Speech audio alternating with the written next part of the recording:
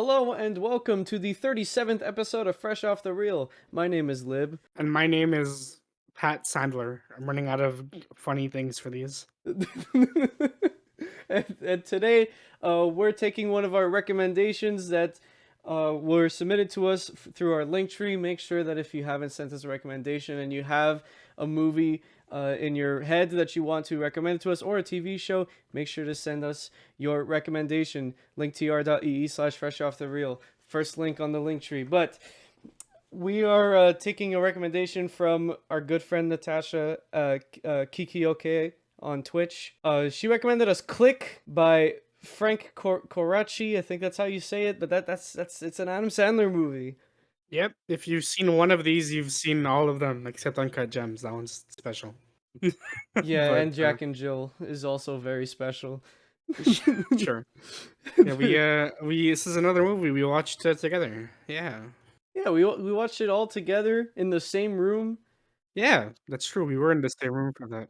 That was a fun time. Sure. This movie is alright. I enjoy it. Like it's not good, but I enjoy it. I didn't enjoy it. I thought it was dumb and stupid, and that's gonna be Yeah, a but theme for both movies we talk about today. It's dumb and stupid. it's an Adam Sandler movie. If it's not dumb and stupid, what's the point? Never forget that this man was like, if Uncut Gems doesn't win an Oscar, I'm making the most intentionally shitty movie possible. And then he made Hubie Halloween. Did he make it? Oh, he stars in it. He's like when I say make, I mean he's in it. Okay. I don't think it's as bad as this though. Hubie Halloween? No, I'd much rather watch this. I don't know, man. Hustle was pretty good. Because like this is Adam Sandler being Adam Sandler, right? Okay, Yeah. so Hubie Halloween is him trying to be Adam Sandler, like on purpose. Ah, I see. Okay. I still think the only movie where Adam Sandler was actually funny was Happy Gilmore. Yeah, Happy Gilmore is funny. I think that's the only Adam Sandler movie that's actually funny. I don't know if Hotel Transylvania, I guess too, but like that's a VO. That's not the same. Yeah, I mean he does a good job in those movies, but again, like it's a lot of visual humor that's there because of it's animated, right? It's not like him, Yeah. but he gives a good performance in those movies. So, anyways, let's talk cinema. Yeah, I let's guess. talk cinema. I think like Adam Sandler is an interesting actor to talk about, like in anything he's in, because I think like he can be genuinely like funny when he wants to be. Like his old SNL stuff is great. Oh yeah, when you think Adam Sandler SNL, the first thing that should come to your mind is the Hanukkah song. I remember growing up and watching SNL Best Hits on Netflix when Netflix was brand new and it actually had movies that you could watch. Ooh, hit on Netflix. It was full of funny Adam Sandler shit. And like even Jim Carrey, there was funny Jim Carrey shit on Adam Sandler on SNL too. Like SNL is just like it's the comedy hub, you know. But then you isolate Adam Sandler. When you isolate Adam Sandler, his acting is fine. But then you if you put him in his movies, then I don't know which movie started it. I guess what was the first stupid Adam Sandler movie? It's easy to find. Release date earliest first. Coneheads. I guess they all started in Coneheads. The thing is like I don't think he's done when he's doing comedy he's great, but once he started doing movies he just doesn't give a shit. Like I don't think he ever gave a shit, like ever. Ever? It's like, he started doing movies and then he just like he typecasted himself as the like dumb dad character, and he just never tried. Yeah. Except for Uncut Gems, because here's the thing, right? Is I watched Uncut Gems and then he proved to everybody that he can act. Like he could do a damn good job when he wants to, and he just never wants to.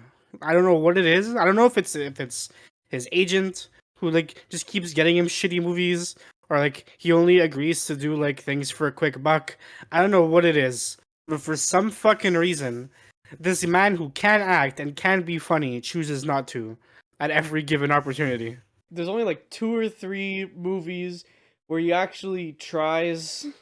One of Yeah. those being Hubie Halloween, but by actually tries in that movie, it's Yeah, actually it tries to tries be to be stupid. bad.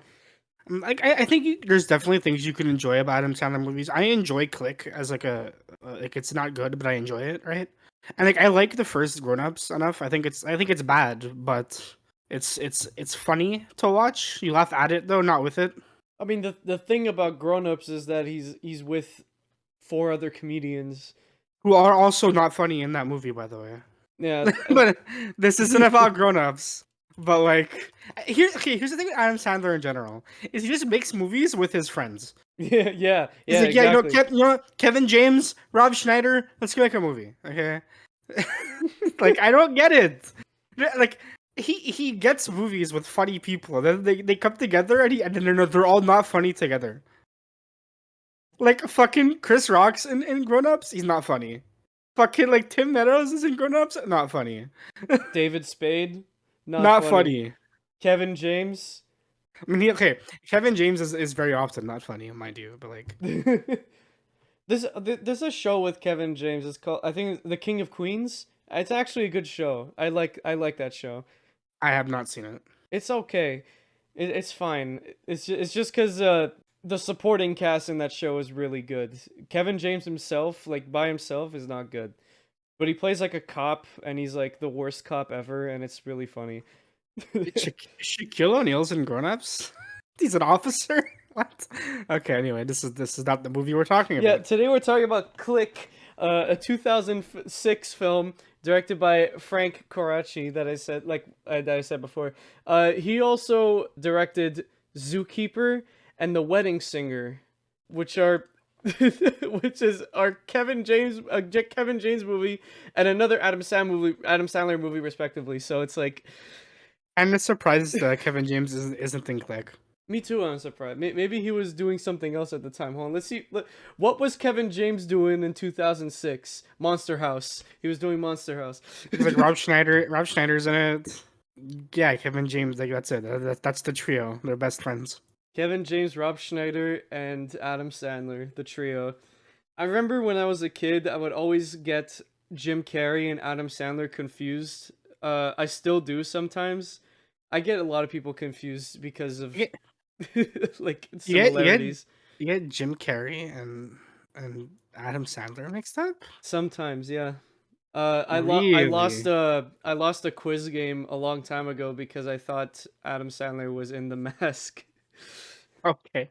Yeah. Okay. I see. It's sad when it happens. I mean, like I mix up a lot of people. I mix up Melissa McCarthy and Amy Schumer a lot. That happens the most, I think.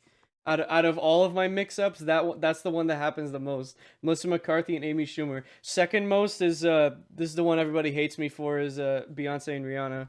Yeah, I hate that one because like Amy Schumer and fuck, what's her name? Melissa McCarthy. Melissa McCarthy. I can kind of get because like aside from like one just being like strictly more vulgar than the other, their comedy style is very different. They both kind of do very similar things in both their acting and their like comedy, so I can kind of get it. I don't get Rihanna and Beyonce. They're two completely different people. They sound completely different. I don't get it. It's no. They do sound different and they look different. It's if I hear a Rihanna song, there's a 50-50 chance I'll say it's a Beyonce song. Okay, That's what like I'll hear Umbrella and I'm like, "Oh, that's Beyonce." interesting. And then wait, is Umbrella actually Beyonce or am I wrong about that? No, you're right. You're right. Okay, it's It's Rihanna. Okay. It'd be funny if I had it messed up right then. you're good. You're good. Yeah, but anyways, let's read the plot synopsis here for Click. So, what if you this from Letterboxd? What if you had a remote that controlled your universe? A harried workaholic, Michael Newman, doesn't have time for his wife and his children. Not if he's to impress his ungrateful boss, and I'm bad at reading, and learn a well-deserved promotion. So when he meets Morty, Christopher Walken, yeah, Christopher fucking Walken is in this movie, a loopy sales clerk, he gets the answer to his prayers, a magical remote that allows him to bypass life's little distractions with increasingly hysterical results, excuse me. This movie is quite historical though. Yeah, sure, yeah. It made history of having the stupidest concept ever, but also being like one of the first movies to do the time stop thing. Yeah, kinda. This is probably the first movie that did like the slow mo. It doesn't do it the same way like X-Men does it later and shit, but it's probably the first one to try it. This is also like I'm pretty sure this is Adam Sandler's most famous movie. Yeah, I think so. It's It's definitely I like think no Grown Ups is probably his most famous, but I don't know. I feel like more people know Click than I mean like they're both really big movies, but I feel like Click is more widely known. Maybe that's just because I see more Click memes than I see Grown Ups memes. You know. I don't see memes for either. I don't I even. see I see a lot of Click memes, guys. I'm cool. Fun fact. So in the Grown Ups in the trailer for Grown Ups, the men are talking about getting drunk because their dad's on vacation, right? What else are they gonna do?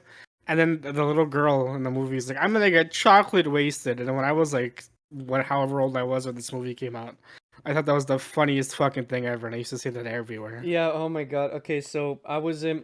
So Grown Ups came out in 2010. We're not talking about Grown. Okay. We're probably gonna talk about other Adam Sandler movies here because I guess this is a good opportunity to do that. Because Click is a. There's not a lot to say about Click. It's a stupid Adam Sandler movie. They're all stupid Adam Sandler movies. But well, first of all, okay. Before we get off on a tangent, what was your star rating for this? My star rating for Click was a 2 out of 5. I gave it a 1 out of 5. I think it is as far as stupid Adam Sandler comedies go, there are definitely worse ones. I'd rather watch this over something like Jack and Jill. Okay, And but I'd watch anything over Jack and Jill. no, I'd rather Literally watch anything. I'd rather watch this again over like Just Go With It and Murder Mystery, that like duology of movies he did with Jennifer Aniston for some reason. Not that those movies are bad, but I just don't really like them. I'd rather watch this over like Pixels, which I forgot he was in. I'm looking at his films. I forgot he was in Pixels. Yeah, yeah. Billy Madison's actually another. We were talking. I don't remember if we said this during the recording or if it was before. It actually might have been during the recording. So nice, Pat. Good job. But Billy Madison's not a bad. Yeah, I actually I've only seen Billy Madison once. I was really young, but I thought it was really funny. Like, and it's actually one of his earliest movies. Like, look how young he is in the picture. You see that? Look how baby he is. Yeah, I think that's one of his like better movies. It's not bad. Don't Mess with the Zohan is pretty funny. Oh yeah, that's a pretty funny one. It's not good, but it's funny, right? Like, It's yeah, stupid funny. yeah. Adam Sandler treads that line, man. He does a lot of like, this is really stupid but funny. He did 8 Crazy Nights. Oh, That's oh my god. that's a film. Oh my god, I forgot about no that one's worse than Jack and Jill. That's worse than Jack and Jill. No, I think I'd rather watch 8 Crazy Nights over No, Jack no, no, and no. Jill. Fuck it, Crazy Nights. That movie's 8 Crazy fucking Nights is garbage. garbage. It's garbage. Don't get me wrong. That movie's fucking garbage. Okay, look, I'm just really because I'm very critical with animation movies. I love animation, and I hate when people consider animation a genre. I really hate when people say that. So like I gatekeep animation, and 8 Crazy Nights is the worst fucking animated movie I have ever seen in my life. Oh, it's probably the worst animated movie I've seen too. But like but like it's not. There's It's a technical foul. I'd rather watch it over. Like Jack and Jill is not bad. Like I would love to do like an episode on Jack and Jill one day, or like a live like we just do it live while we're watching the movie. I think that'd be a funny movie to do it with, just to watch us like lose our fucking mind. But yeah, Jack and Jill's awful. Although Transylvania is good, I stand by that. I think the first one's good. Yeah, not including movies like Uncut Gems, Hustle, and Punch Drunk Love, because those are like his serious movies. Yeah, Punch Drunk Love is great. Like not including those, like the Adam Sandler movies, the quintessential Adam Sandler movies. I think Happy Gilmore is probably the best one. I think it's really funny. It's my favorite sports movie. if that helps. It's I think golf. 50 First Dates is like not a bad dumb Adam Sandler movie. I think it's definitely a dumb Adam Sandler, but it's probably one of his better ones. I haven't seen 51st. I'll add to my watch list. I haven't seen 51st Dates, but I know that recently it's made a resurgence because people think it's offensive now. Yeah, no, it is. It's like because a couple of years ago there was a resurgence for what's that Bill Murray movie? Lost in Translation. Because everybody's saying how racist that movie is. I consider it a 5-star movie. I think it's amazing. Like I love that movie. You could think a movie's good, but also like understand that It it is hasn't exactly racist, yeah. aged gracefully, right? But you also have to kind of look at these movies as products of their time. Like you can't enforce 2022 political views or 2022 like morality onto movies that came out in 2006. Yeah, it's like again, we're using animation as an example. The first animated feature film ever made was Snow White and the Seven Dwarfs. So if you watch Snow White and you like judge it and like you put it up against, I don't know, what's a later 2D Disney film, the Princess and the Frog. That was the last one they ever made, I think. So like if you compare those two, that's not fair. And then and if you compare it, like if you review it using today's standards, it's not fair at all. It's a 5-star movie, but for its time. Yeah, Nowadays, the movie, you might say the movie's too short. You might say the acting is not good. You might say that it has like outdated character traits, like how she needs her Prince Charming to resurrect her. So yeah.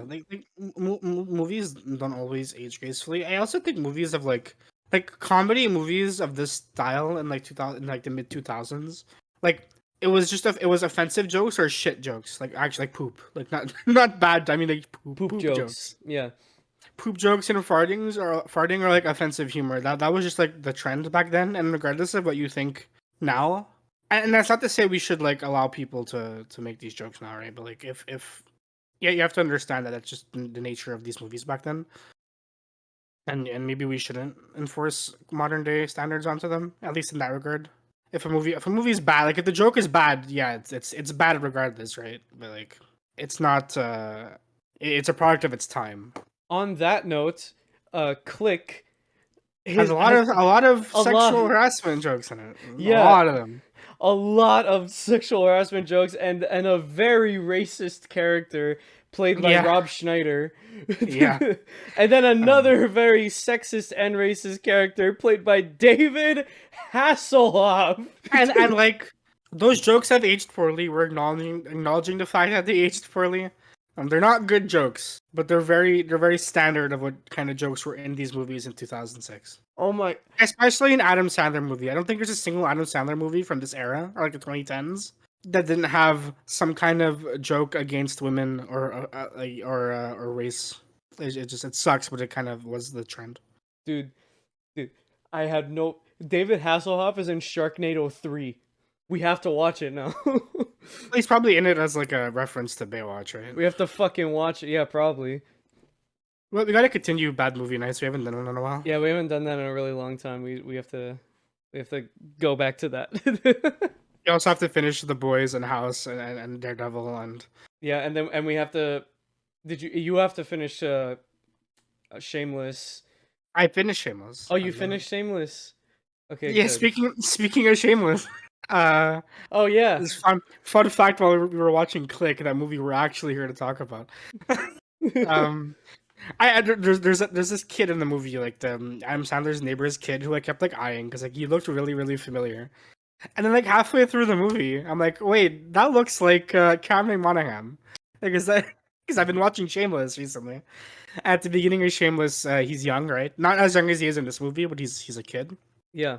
I'm like, oh, is that Cameron Monaghan? And then I'm like, no, it can't be. And then my friends are like, no, that's him. Then we started taking a closer look, and we're like, he kind of looks like Cal Kestis from Star Wars Jedi Fallen Order. Well, guess what? It is Cal Kestis from Yeah, it is Cameron Cal Monaghan Kestis. plays him.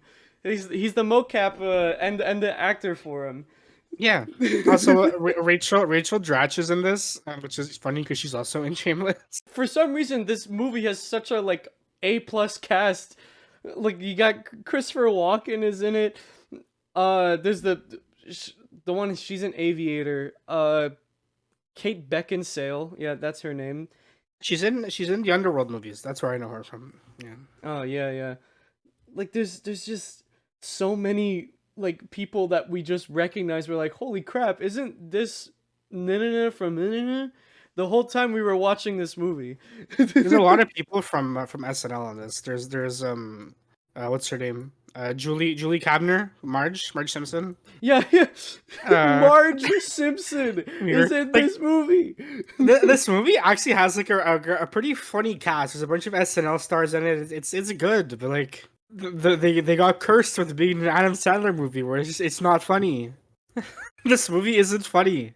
They make there's this character in the movie. I can't remember her name, but she's like she's fucking David Hasselhoff's like love interest, and like she's Katie Beckinsale's best friend. I can't remember the actress's name. Debbie Downer. No, not Debbie Downer. Oh yeah, but Debbie Downer is in this movie. From Debbie, SNL. yeah. Rachel Dratch, she's in this. That's it, Rachel. Anyway, Dratch. I don't remember who the actress is. I don't feel like looking it up. But every joke about this woman is made at her expense, and it's about how she's like a whore. Yeah. like every time she's on the screen, they make the exact same joke. It's not funny. One part of this movie has a narrator, and the narrator is James Earl Jones. It's just such a weird choice. You know, Darth Vader. It's a weird choice for a narrator who's like, oh, he only narrates like a very specific part of the movie. Fucking Jonah Hill's in this movie, like before he really took off. Again, he's barely in it. He's only in it for like one scene because they have to make a fat joke. It's an Adam Sandler movie. Yeah, because Jonah Hill plays Adam Sandler's son when he's a teenager. When he's a teenager and he's kind of fat. So there then you go. He's replaced again by someone else. Jake Hoffman is also in this movie. He's in The Wolf of Wall Street and The Irishman and Rain Man. Like, what a weird cast. Oh, it's Jennifer Coolidge. That's the actress I'm thinking about. Alright, there you go. There you go. Oh yeah, okay. Now that I see her. Like this movie has a really good cast, but they're given this script that's just awful. And then Adam Sandler, whenever Adam Sandler walks on set with other human beings, he absorbs all the talent out of them. He sucks them dry. Oh yeah, Terry Crews is in this too. Yeah, he's in one scene to make a reference to white chicks, basically, and that's it. Yeah. The entire joke is that Terry Crews was in White Chicks. Did you not see White Chicks because you're a child watching this movie in 2006? I guess this joke is lost on you. Such a weird movie. Okay, so in the movie, Adam Sandler, he gets a remote that he could basically manipulate time with, so he could like skip forward. He can't go backward. Yeah, but he could rewind. He can fast. He can't rewind, but he can fast forward. Yeah, I just said you can't go backward. Yeah, he can rewind in a sense that he could relive like past memories in real time. Yeah, but he can't interact with the past. He could fast forward. He could pause. He could slow down. He becomes the most powerful character in the multiverse. Goku, fodder. One Punch Man, trash. Adam Sandler in this movie, god tier protagonist. Yeah, what's his name? Michael Newman, god tier. the strongest character in fiction. Actually, the strongest character in fiction is Morty, because he made the remote. True. Morty is a thing. His name's Morty, not from Rick and Morty, but Morty. But he is Christopher Walken. And the way the remote works is also just like really stupid. We'll get to it when we get there. But, like the emotional crux of this movie is based around this remote having a really stupid feature that shouldn't exist. I mean, let's just get to it. Let's just talk about it right now, because like what happens was so the remote has an internal memory, whatever feature. It's a feature, air quotations. Yeah, not a bug, a feature. So let's say he wants to skip work, so he fast forwards through work. Now every time he goes to work, it'll fast forward. Yeah, it's like one time earlier in the movie, so that they could make a joke about him finishing too quickly. He accidentally like fast forwards through sex, but like it was an accident. It wasn't on purpose. Yeah, so now every time he has sex, it fast forwards. Yeah, and trust me, that joke is made like 5 times. Yeah, and it's not funny. It's not funny ever. But yeah, it's like the remote like learns basically. The biggest emotional crutch for the character in this movie, which first of all only happens like 2/3 of the way in. Like for most of the movie, there's no lesson to be learned, and he's just fucking around. And then like when there's 30 minutes left of the movie, the big idea comes in. So earlier in the movie, his boss was like, "Oh, if you do this, you'll get a promotion." So he just fast forwards to when he gets the promotion. So now every time he's in line for a promotion, which is basically always, he'll basically fast forward to when he gets that promotion. So he fast forwards like years of his life at a time. Yeah, and like what happened is because he fast forwarded 3 years of his life, the remote's like, I'm gonna remember this. And he just fast forwarded through like everything. He like gets really fat and depressed and they make a bunch of fat jokes. And he wears a fat suit and it looks terrible. It looks terrible. Then he the remote like, oh yeah, we gotta fast forward now. And then he wakes up and he comes out of a coma and it's been like 20 years. And then it happens again and his kid's getting married. And it skips another like 10 years because he always wants to skip over arguments with his wife. And it just happens that every time he's in the same room with his wife, because that's a cliche from movies of this time, the wife is a nag, guys. You gotta argue with her at every given moment. And he always argue. But the remote skips all the arguments, so he just like keeps getting older and older and is dying. Basically, is what happens. Yeah. And then we didn't even talk about the best joke in the movie. The way he gets the remote, he goes to Bed Bath and Beyond. He goes to the bed section, goes to the bath section, and there's a section in the back, the Beyond section. That's where he finds Christopher Walken.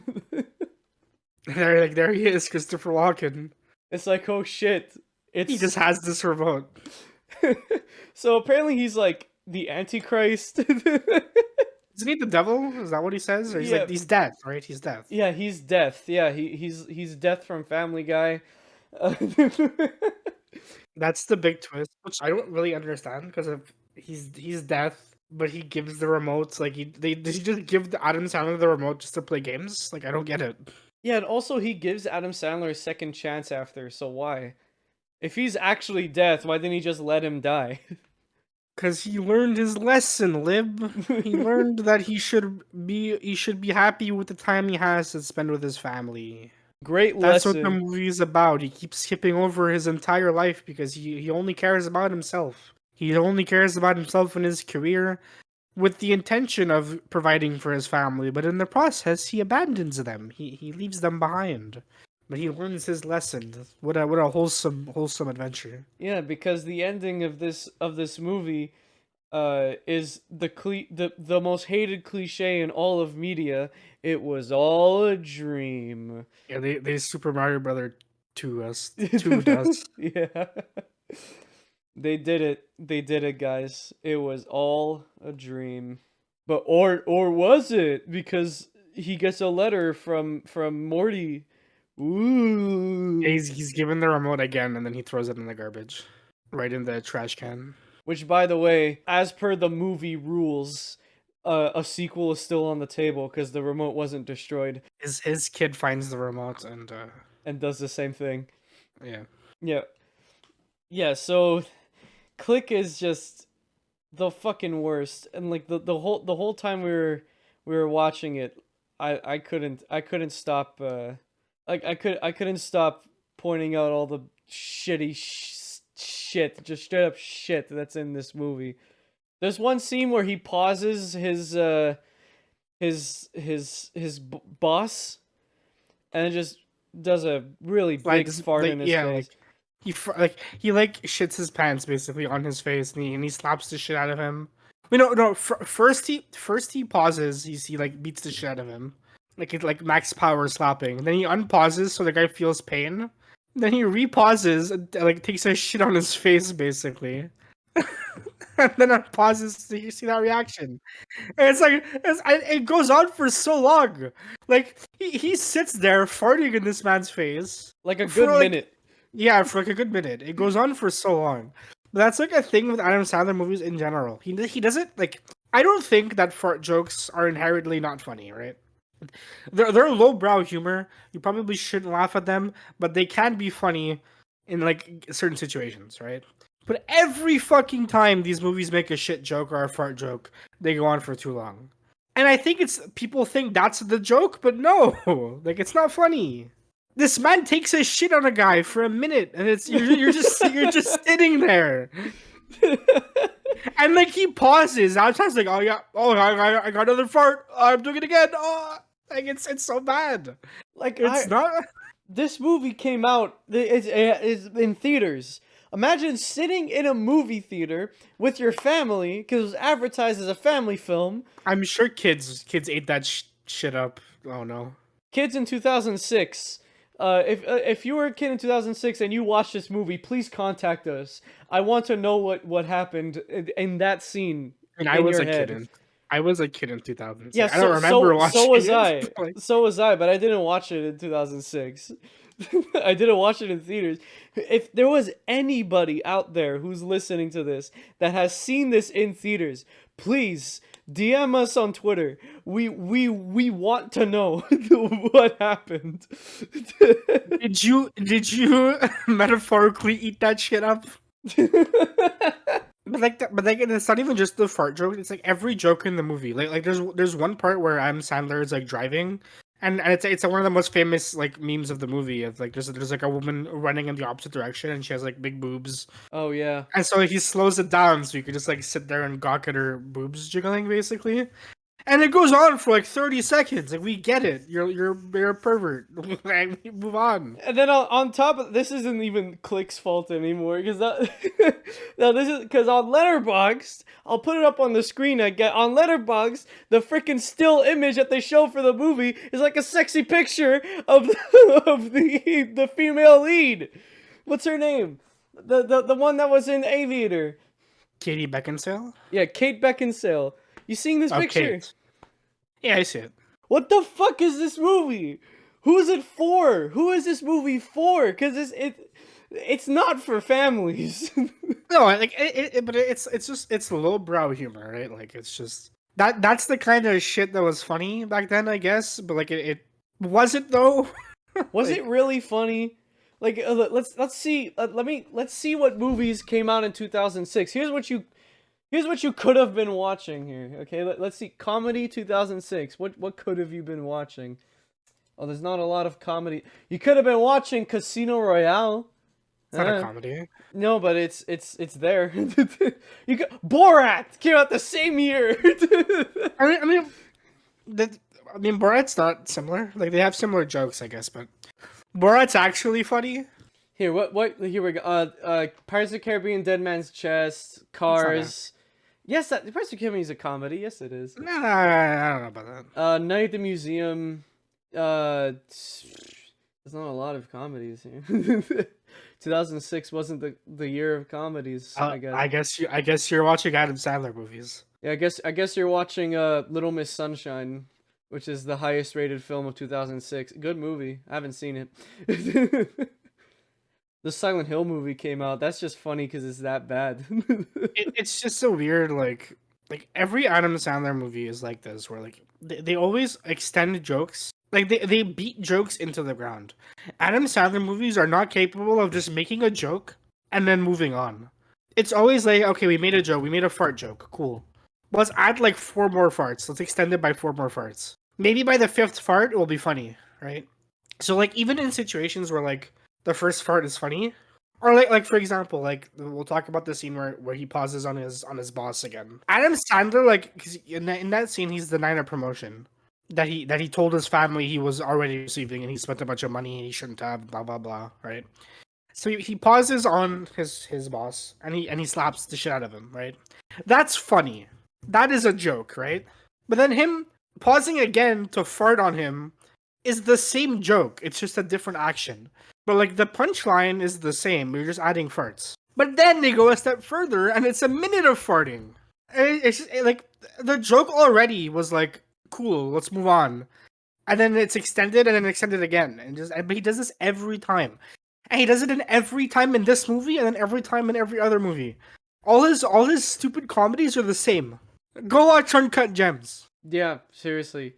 Go watch Uncut Gems. Watch Hustle. Watch Punt Drunk Love. I need to watch Hustle. I haven't seen it yet. I haven't seen it either, but I hear it's good. I heard it's good. Yeah. But I don't know what it is with Adam Sandler, but like, he has to know, right? Like the fact that he said what he said about Uncut Gems means he has to know that this is what his career is known for. Why does he let it happen? He's a big name. I'm sure he could argue a script change. Yeah.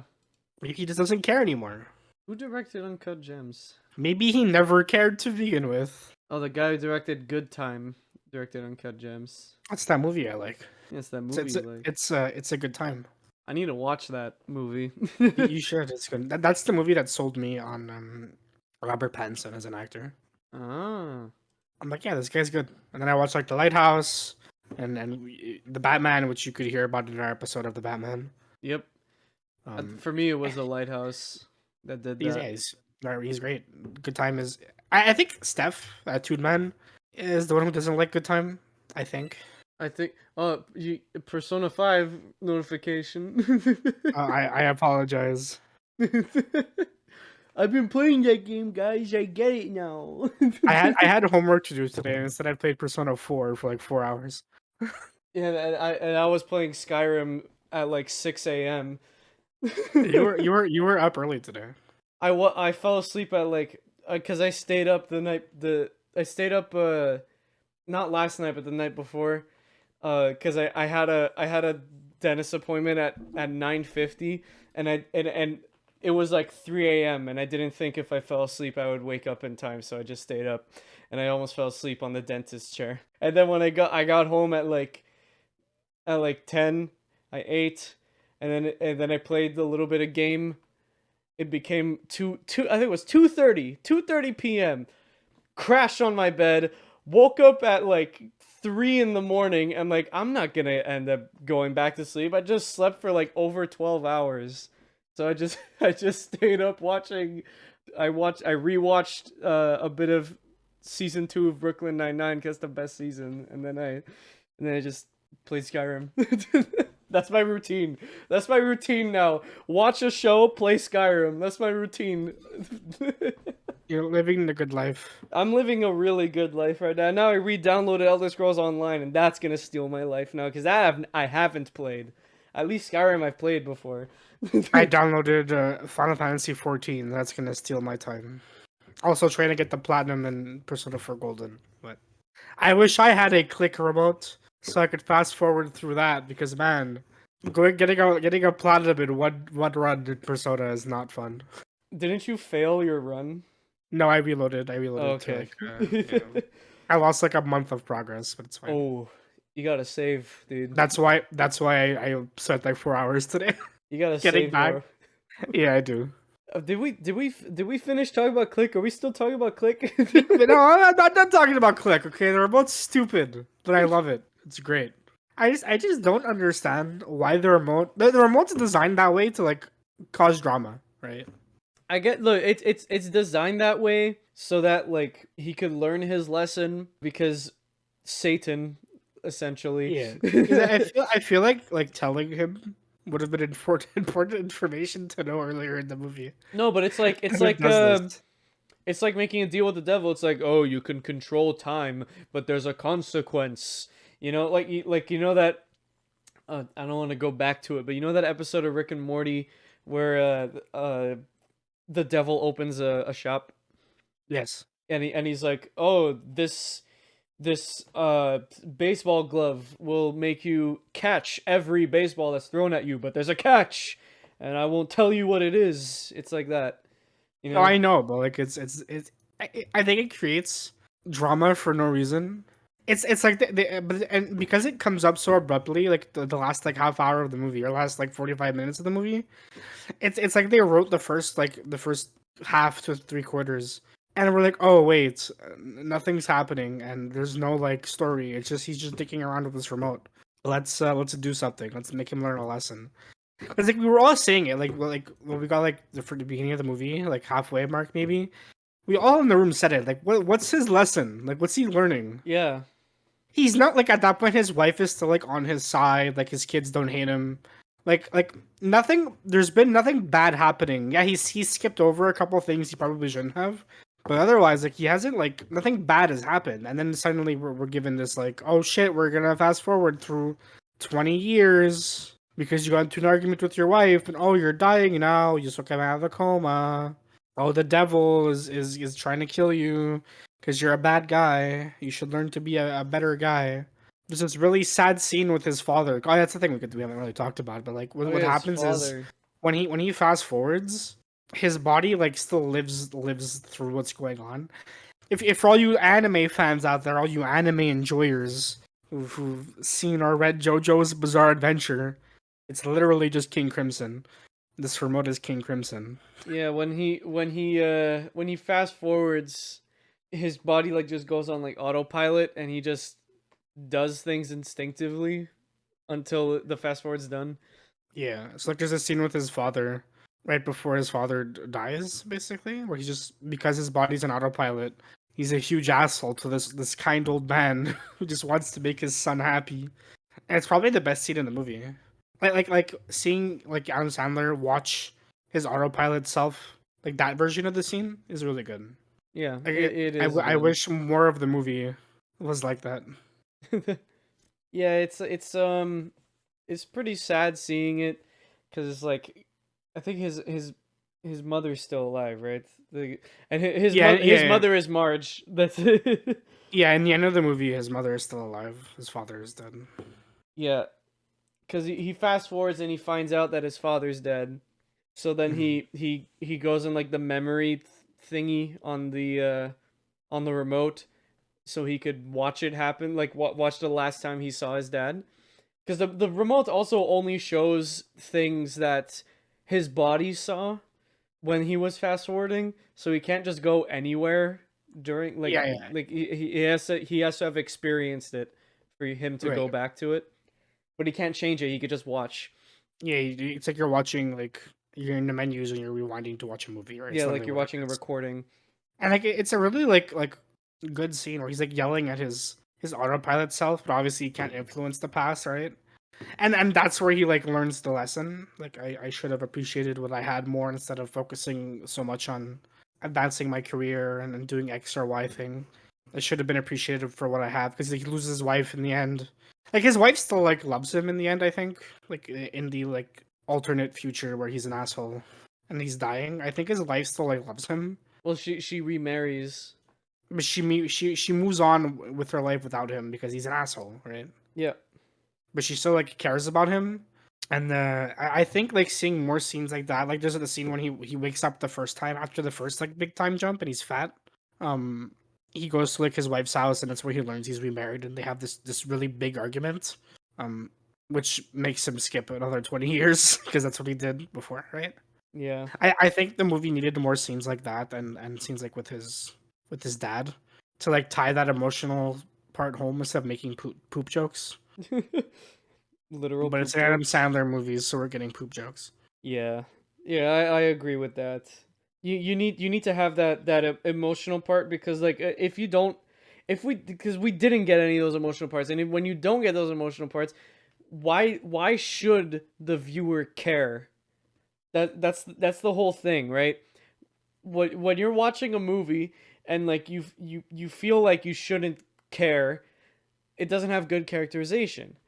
And Yeah, it's so important for movies to have good characterization and then have the actors show it in a creative way, because if you don't, then like you don't have that feeling in your gut that's like, oh, this person might actually exist and not in this movie and be fake, you know.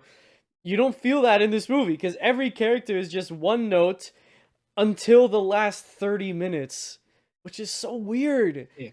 Because like obviously like it's a wacky concept that isn't impossible to like relate to, right? But I think the character is relatable, and those are the best kind of characters to watch in movies or in games when you can put yourself in their shoes and kind of experience things from your own perspective. I think that's important when you're watching a movie. And I think the main character here, Adam Sandler's character, is very relatable. There are people like this out there, right? And those people probably experience a similar situation with like their father, and then they realize, oh, I was an asshole. I'll never see my father again, right? Or my kids left, and I'll never see them again. And they had like a similar sort of epiphany, but it's like it's wrapped in this mystical twist with this remote, and there's a film in behind Click, right? There's an interesting idea there, but it's in an Adam Sandler comedy, so it's held back by a lot of things that hold back a lot of other Adam Sandler comedies, and it's a shame because I think one, Adam Sandler comedies can be funny when he wants to be, and he just doesn't. And two, there's a good movie behind this one. If it wasn't an Adam Sandler comedy, so you're kind of stuck with this unfortunate like mess of a film. I think it's fun. I think it's definitely worth like your time if you want to just watch a dumb movie to have fun and just kind of sit back and enjoy it. There's definitely worse movies you could watch, but it's kind of unfortunate because you can see what they were trying to do here, and you could see that they missed the mark. It's a real shame. But the movie did make me laugh. It made me laugh a handful of times. I can't remember when it made me laugh. It's not like laugh out loud funny, but it did like I chuckled. I know like the Beyond joke for Bed Bath and Beyond made me laugh. That's the only one I Yeah, remember that made me laugh. that made me laugh. I laughed at the like it's a stupid joke, but I laughed like when he tries to throw away the remote the first time, it just keeps like appearing. I think that's like funny because I'm a child.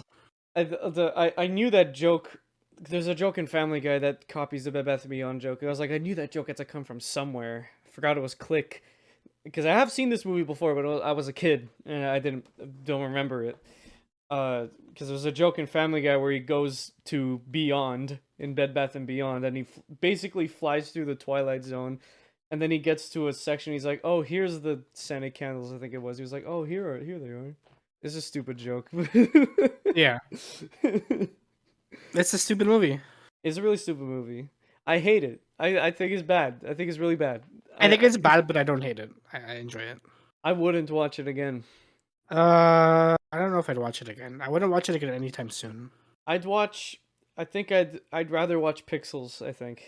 Oh no, I would not watch that. No, fuck Pixels. Like I also hate oh my god, you have it at half a star. I hate that movie.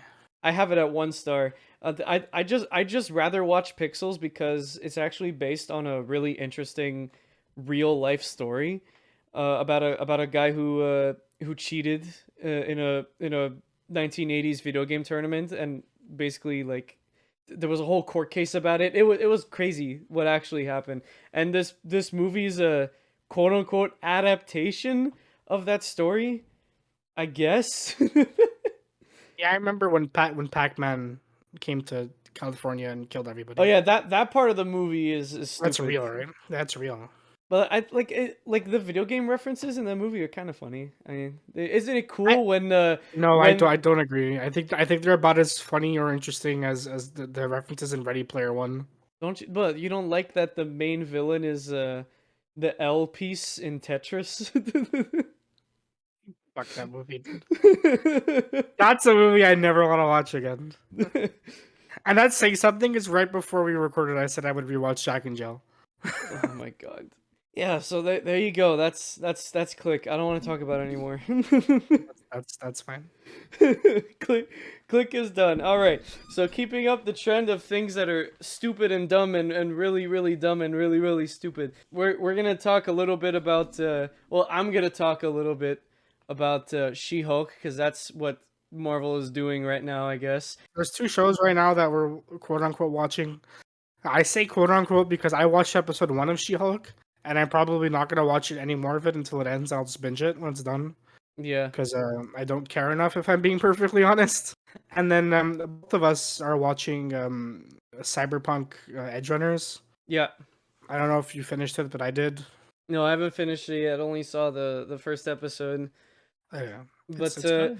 so starting with She-Hulk, it's really not good. It's charming in a way. because there are some jokes that are kind of funny. I still think episode 3 is the best one. We're gonna talk about the whole show at once here, because Pat still hasn't watched most of it, but I guess you don't care about spoilers. No, I don't care about spoilers. But the third episode, I think, is still the best one because you got the court case and Emil Blonsky comes back and he's actually kind of interesting now. He's gonna be in Thunderbolts, so let's hope he's okay.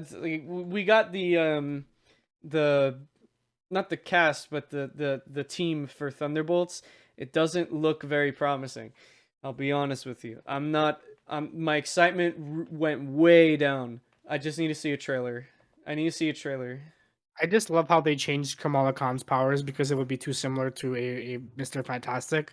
But then half the Thunderbolts team are just super soldiers. Yeah, there's 3 super soldiers in the Thunderbolts team. The newest episode for She-Hulk is okay, I guess. There's like a really stupid thing about an influencer named Titania. It's dumb. It's so dumb. It's so dumb. I hate it. There was a tease at the end of that episode about a certain horned guy. I mean, Daredevil was in the trailers. Yeah. Next episode is when they're introducing him. Hopefully. I would imagine anyway. With that, because I haven't seen the episode, but Lib showed me the cliffhanger. That's the only mention of him in the whole episode. So I'd imagine that next week will be his introduction, and then he'll do Daredevil things. Yeah, we got a bunch of news for Daredevil Born Again at D23 and at something else I forgot what it was called. But the main thing is that they confirmed that it's a soft reboot. They're filming it soon, right? Yeah. Yeah, that's I think they said they were filming it either in November or next January, something like that. I can't remember exactly what they said. But they confirmed 18 episodes, soft reboot, filming soon. Hopefully it gets released when it's supposed to be released, because like we talked about in our San Diego Comic-Con episode, I'm not buying it. I think it's getting delayed. Like everything on that list is getting delayed. Yeah, it's the late season. A lot of stuff is getting delayed right now. Yeah. But all in all, She-Hulk so far, we're 5 episodes in. There's supposed to be 9 episodes. So far, not good. Not good at all. Not funny. Not good. And then for Cyberpunk, I've only seen the first episode. You finished it, so I guess you can talk about it. But the first episode was really good. Yeah, I think it's really good. I think even if you haven't played the game, I think if you like that cyberpunk aesthetic, I think this is a fun watch. Studio Trigger animated it. Studio Trigger is amazing.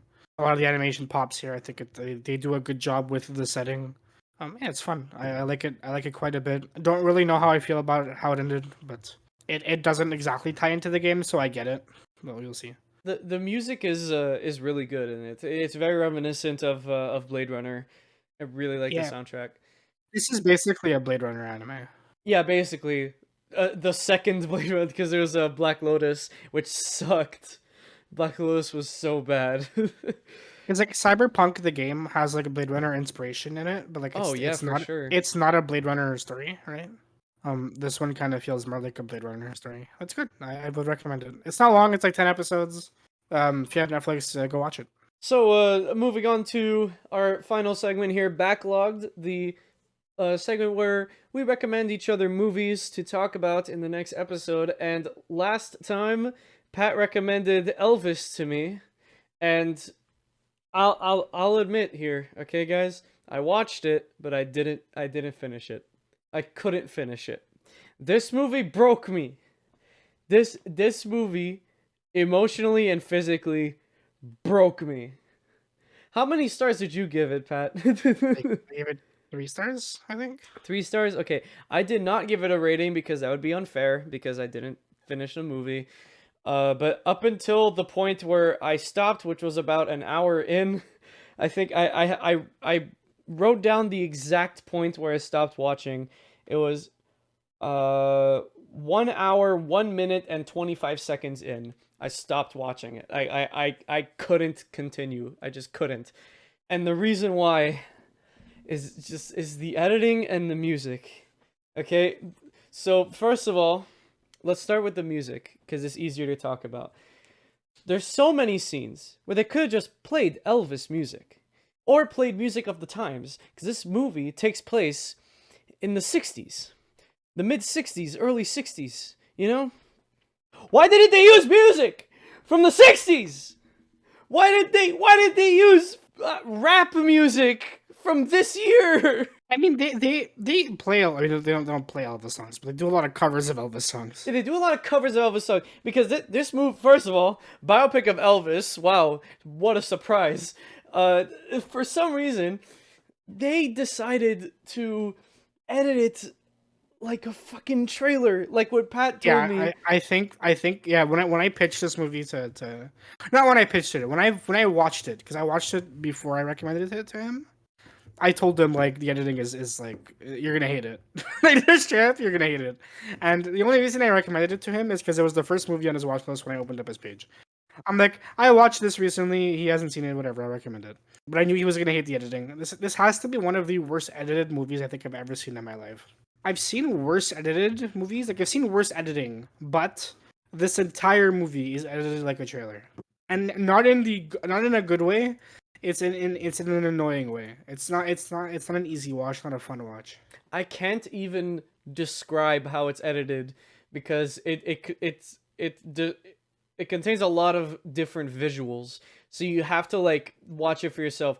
If you watch the first like 10 minutes, that's basically how the whole movie is edited. There is no moments where there's no music in the background. There's always music in the background, always.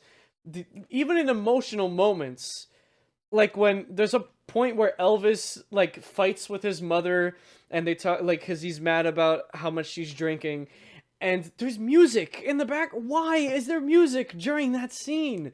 We're supposed to like be in the moment, aren't we? We're supposed to feel bad for both characters, aren't we? No, but in the background you got like do wop boo but it's like what the fuck? It's a biopic about Elvis, Lib. It's a music guy. He's a musician. And like everyone's saying this movie is racist. Adoy, it's about Elvis. If you don't know Elvis's backstory and his background and how he made his music, and you're complaining about how this movie's racist, I guess you're just not like you just don't know a lot about Elvis. Yeah, I think I wish they handled certain topics with a little more tact. Yes. Especially considering that like this movie it came out in 2022. It came out after a lot of stuff that happened in 2020 that we're not gonna talk about. But you know, right? Like there's to put it in the simplest terms possible, Elvis, basic like the real Elvis, like what he did for his music. Most of his music he didn't write, other people wrote. At the time at these times when he was popular, when he would start putting out his records, people didn't listen to that type of songs because it was written and sang by black people. Elvis was like, I'll take that because he was raised in a black neighborhood. So he was like, I'll take that and I'll remake the songs so that white people can listen to it. And that's how it was in the late 50s, early 60s. That's just how America was. And we're not like I'm beating around the bush because we're on YouTube and Spotify. We don't want to get demonetized or anything like that. This movie touches upon those topics, and you have to because you're telling the story of Elvis Presley. That's how he made his music. Yeah, but I don't think they handle the topic particularly well. There's a moment in the trailer where they reference Martin Luther King, right? Yeah. And because that was like a huge moment for Elvis in his career at the time, right? And they don't really like I feel like this movie wanted to say something, but they know that saying it would not have been true to Elvis because of just how the world was at the time. But they kind of like tiptoe around the issue instead of actually addressing it, and I feel like they should have addressed it properly. Yeah. And this movie really drags. It's like 2 hours and 40 minutes.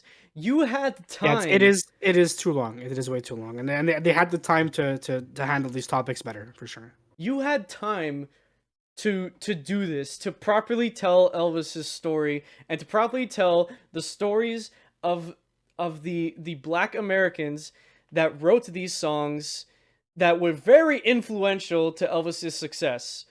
They had all of that time to properly tell the real story. But instead of doing that, they beat around the bush. They tried being more like PG, quote unquote, and just focused on Elvis's Tom Hanks, Elvis's manager. Yeah, that was I don't know how much influence the manager actually had or how big the manager actually It was. was a lot. Like his manager basically owned him. But like if a lot of the time it feels like it's a movie about him, not about Elvis. Like Elvis is a side character to it. And to be honest, Tom Hanks is really good in this movie. His acting is top notch as always. The prosthetics look really good. I think the performances in general in this movie are really good. I think the performances and I think the covers are pretty good here of the Elvis songs. Yeah, so Austin Butler plays the titular role, and he is fantastic. Like he actually famously got stuck in the role. After filming was done, he kept speaking in the Elvis voice because the movie took so long to film because of COVID. He got stuck as the Elvis character, and it took a long time before he was able to readjust and speak normally again, which is really cool. It's really interesting Yeah, that is interesting. how like actors can get so intertwined with their role that they end up acting outside of acting. You It's gotta get crazy. into the head of the, you have to get into the head of the character, right? Yeah. I think that happened to Heath Ledger. yeah, that happened to Heath Ledger. And Leonardo DiCaprio happened to Leonardo DiCaprio when he was doing Django Unchained. When he was doing Django Unchained, that happened to him. So it's like, yeah, this gets crazy how that just happens. You got to be a really good actor for that to happen to you, I guess. Or crazy. Or crazy, yeah. I haven't seen any Austin Butler movies before this. Oh, well, Once Upon a Time in Hollywood, I guess he's gonna be in Dune 2. I have no idea who he'd be playing, but I'm assuming he's gonna have he's gonna be very different in Dune, of course, because Dune, sci-fi book, Dune. Oh, he's in The Dead Don't Die. That's been in my watch list like forever. I need to watch that movie. Have you seen it? I have not. It's a movie with with Bill Murray and Adam Driver, and they're like police officers during a zombie apocalypse. Apparently, it's really funny. Oh, okay, I'll check that out. Sure. The last thing I want to say about Elvis, just on the topic of proper representation, is this is an Elvis biopic, right? So obviously they're gonna paint Elvis in a different light than they will some of the other characters in the movie, right? Or like at least they'll put a little more of a positive shine on him because like he's Elvis, we all know who he is, right? I think this movie does a little too much to kind of absolve Elvis of guilt or blame. Like, I'm not gonna sit here and say Elvis was a bad dude because what the fuck do I know, right? But like, Elvis was responsible for a lot of the things that happened then, and the movie kind of either brushes it off or like blames someone else. Like they put more blame on his manager or on other people. I think Elvis kind of needed to be painted more negatively in this movie. He's kind of treated like a saint here, and that's not exactly accurate to history. If you want to look into that yourself, there's tons of history on Elvis and his career out there. But like, I had to just stop watching it just because the way it's edited, and the way it's shot, and the way the movie is paced, it just made me so bored. I was yawning the whole time. I was barely staying awake, and I had to stop. I couldn't continue, and I want to see how it can. I'll probably go back to it later. That's why I wrote down exactly where I stopped. But I couldn't fucking watch it.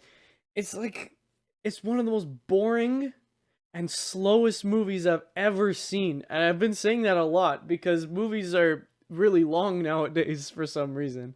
It's definitely like too long. It could have been like And that's why I stopped. Like time. I really wanted to continue watching it because I love Elvis, love his music. I just couldn't Watch it, man.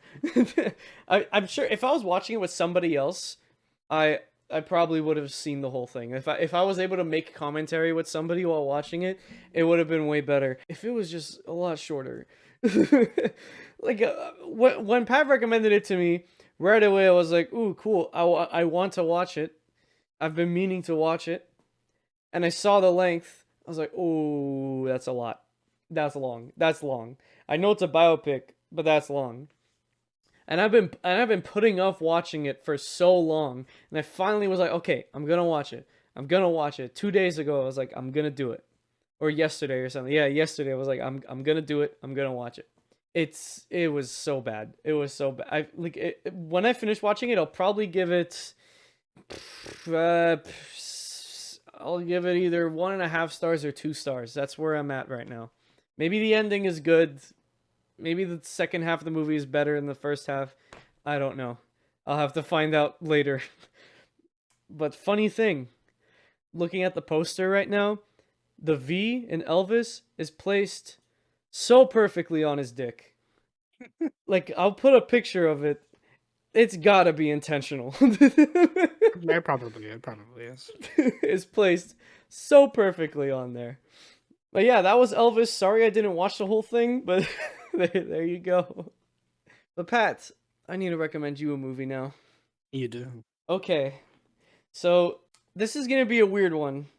Okay, Okay. There's a lot of movies on my watch list now. I added a lot of stuff there, so you can. I don't think this movie is on your watch list. Okay. Let me check. I'm checking. Hold on. It is not. Okay, yeah, it's not. So I want to recommend you a movie that we've mentioned in passing, especially in the Rogue One episode. So I'm recommending you. You're gonna hate this. I'm recommending you Solo: A Star Wars Story. I want you to watch it. If I can watch it with you, if you want, if you think it's gonna be me with Elvis, you're not gonna finish it. No, I'll finish it. Maybe I'll watch it with you. Just to watch it with somebody. But yeah, we'll see. I'll watch it. Fine. Look, I don't think it's as bad as a lot of people say. I think it's like pretty good. Like in all, like putting all of the Star Wars stories, if you rank them, like I guess this could be the worst one. But I'm also counting like Mandalorian, Obi-Wan Kenobi, like all of the like shows that should have been branded a Star Wars story. If you want to hear us talk about that, check out our Rogue One episode. But Solo is weird. It's like the black sheep of the entire Star Wars franchise for some reason. You either really, really, really hate it, or you think it's fine. Nobody loves it. Nobody loves it. It's either it's okay or it's bad. So I want you to watch it because it's also the only Star Wars movie you've never seen. So there you go. And I promise this is a fresh off the reel promise here. This is the last Star Wars movie we will ever cover. Ever. I don't think that's gonna be true. Something tells me that's not gonna be true. This is the last Star Wars movie we will ever cover. This is a I feel fresh like off the reel promise. I feel like we're gonna talk about Ahsoka. I don't know what it is. But I feel like Ahsoka's gonna break us. Why? Because is it gonna be so bad or so good? No, I think it's gonna be an excuse to talk about Clone Wars, and then that's we're just gonna we're just gonna use it as an excuse. I mean, we will talk about like Andor and Ahsoka in like when we talk about the TV shows. No, I feel like we're gonna dedicate an episode to Ahsoka. I don't know what it is. I feel it coming. I know we said that for like Obi-Wan and Mandalorian and shit. I don't know what it is, but I feel like we're gonna have a lot to say about Ahsoka. We'll see when it happens. I also feel like whenever we inevitably get another Star Wars movie, a new trilogy or otherwise, we might talk about it, but we'll see. I don't know. I feel like that promise is being broken. Oh God, okay, whatever. For a long time, it'll be the last Star Wars movie. But with that, we're gonna end the episode here. Thank you so much to Natasha Kikioke for recommending us Click. If you have a recommendation and you want to send it to us, make sure to go to our link tree, linktr.ee/fresh off the reel, and click the first link you see so you can recommend us a film or TV show that we can cover on this podcast. Make sure to tune in next week, because next episode will be finally continuing the Cornetto trilogy and talking about Hot Fuzz. Yeah. you cut out. Yeah. You cut out. It was so funny. Yeah. Nice. Hot Fuzz is great. I love Hot Fuzz. I'm finally gonna watch it. Hey, you're watching it for the first time. Yeah. You can watch it together. I want to rewatch it. Yeah, of course we're gonna watch it together.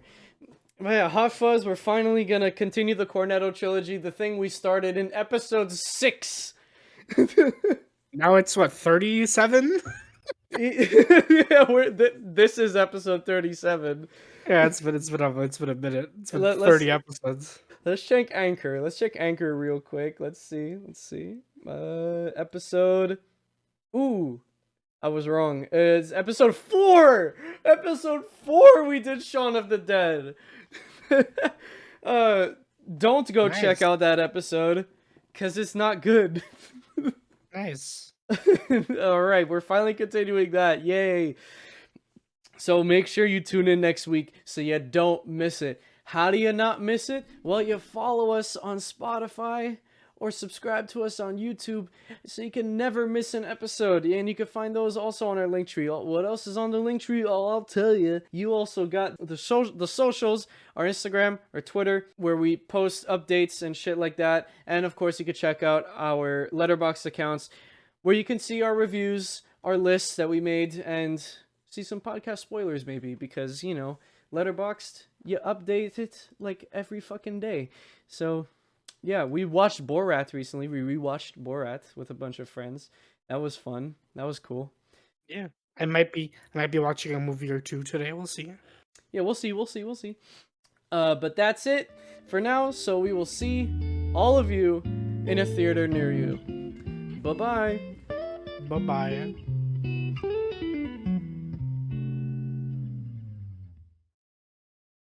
This is a test of sound. I'm drinking a cappuccino. Wow. Do you have like a fucking machine, or do you just do it? No, I bought these like instant cappuccino packets. Oh. I meant to buy iced coffee, but iced cappuccinos, but I grabbed regular cappuccino. Does it matter? What's the difference in the powder even? Probably not. Like I guess I could have used cold water for this, but whatever. It's fine. I'm drinking this right now. I have been Keurig has a cappuccino like option that you could also froth milk in, so I could have done that too, I guess, but I didn't. Yeah, we just got done watching a bunch of life hacks. Yeah, I'm dead inside. You know, it's great. Do you guys like here? It's topical because we're a movie podcast to talk about how to sneak food into a movie theater. So just make sure if you want to sneak food into a movie theater, to just tape chocolate bars to your stomach so it looks like you have a 6-pack, so that when the movie security guard looks at does a fucking pats you down to make sure you're not bringing any illegal substances into the movie theater, because that's what happens apparently. Make sure he sees your 6-pack and be like, "Oh yeah, I'm strong." Yeah, then you could ask him to touch the chocolate, like you're touching your abs. Like, "Oh, you want to feel my abs, bro?" And he's like, "Whoa, they're rock hard."